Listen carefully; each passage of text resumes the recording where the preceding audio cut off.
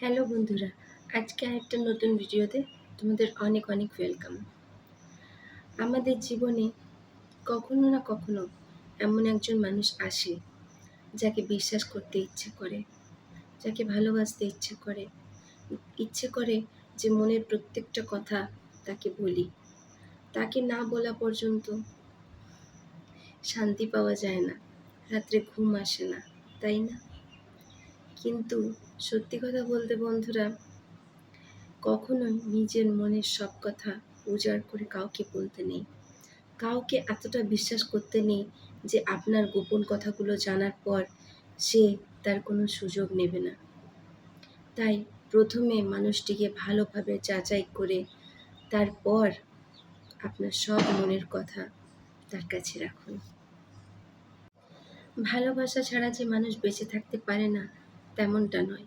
হ্যাঁ, ভালোবাসা ছাড়া জীবন অসম্পূর্ণ, এটা ঠিক। কিন্তু ভালোবাসা একতরফা হয় না। একতরফা ভালোবাসা সবসময় যন্ত্রণার কারণ।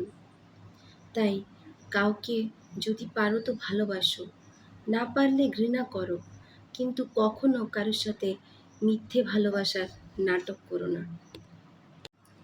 যদি কোনো মানুষ না জেনে ভুল করে তাহলে তাকে ক্ষমা করা যায়, কিন্তু যদি কোনো মানুষ আপনার সবটা জানার পর, সবটা বোঝার পর আপনার সেই দুর্বল জায়গাতে আঘাত করে, তাহলে সেটাকে কি ভুল বলা যায়? না। আপনি তো বিশ্বাস করে তাকে সমস্ত কথা বলেছিলেন।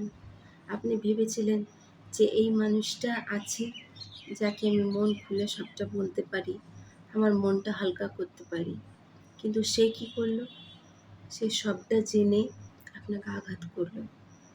তাহলে তাকে কি বলে? বিশ্বাসঘাতক।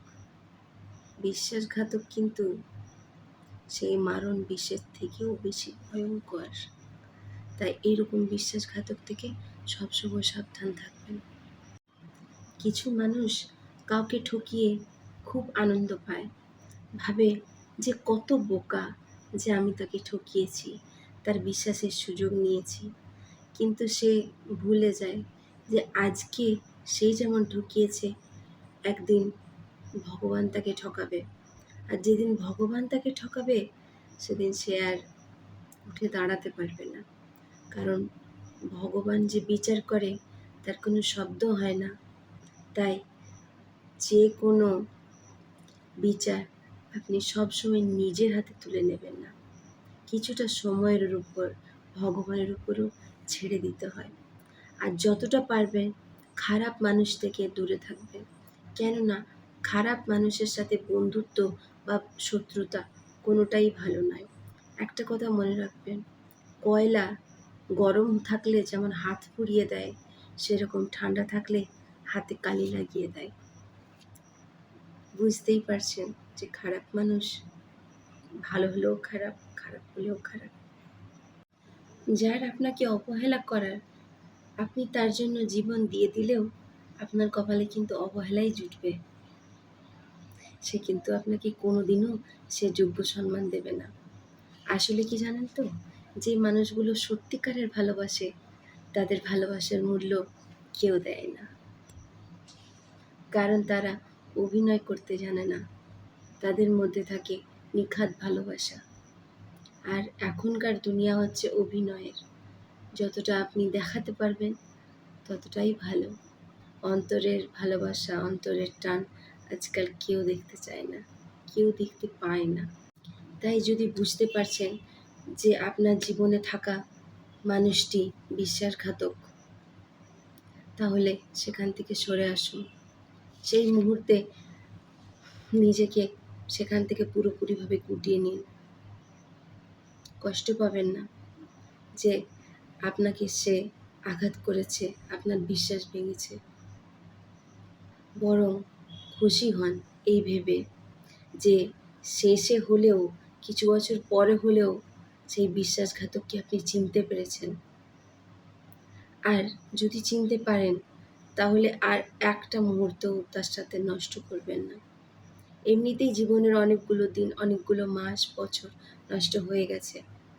কিন্তু যে মানুষ একবার ঠকায়, একবার আপনার বিশ্বাস ভাঙতে পেরেছে, সে যে আবার আপনার বিশ্বাস ভাঙবে না, তার কি কেউ কোনো গ্যারান্টি দিতে পারবে?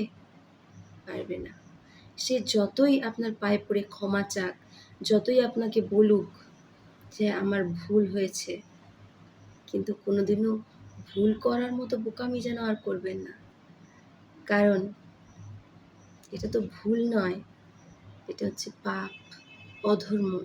একজন মানুষ যখন কাউকে বিশ্বাস করে, সেই বিশ্বাস ভাঙা, সে যখন বুঝতে পারছে যে একজন মানুষ আমাকে চোখ বন্ধ করে বিশ্বাস করে, আমি সেই বিশ্বাসের সুযোগ নিলাম, তাকে কষ্ট দিলাম, তাকে কাঁদালাম, তার সেই বিশ্বাস ভেঙে পায়ের তলায় পিষে নষ্ট করে ফেললাম।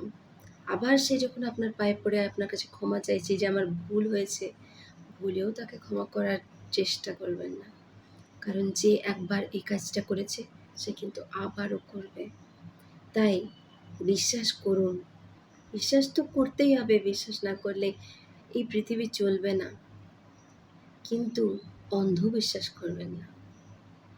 কারণ যখনই আপনি একজন মানুষকে চোখ বন্ধ করে বিশ্বাস করবেন, কিছুদিন পরে বা কিছু বছর পরেই আপনি দেখবেন যে সেই মানুষটাই কিন্তু আপনার বিশ্বাসটা ভেঙে দিয়েছে। তাই